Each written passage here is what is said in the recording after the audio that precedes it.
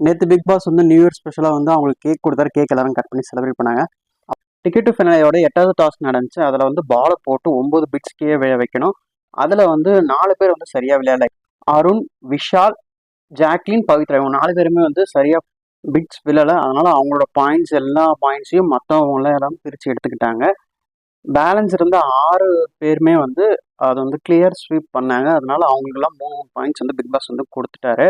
அதான் telephone task வந்து மஞ்சள் விளையாண்டாங்க. அந்த டாஸ்க்ல வந்து ரயானுக்கு வந்து ஹேர் கலர் பண்ணணும். ஹேர் கலர் பண்ணாங்க. ஸோ ரயானுக்கு 2 பாயிண்ட், மஞ்சரிக்கு வந்து 1 பாயிண்ட்னு சொல்லிட்டு பிரித்து எடுத்துக்கிட்டாங்க டீல் போட்டிருந்ததுனால.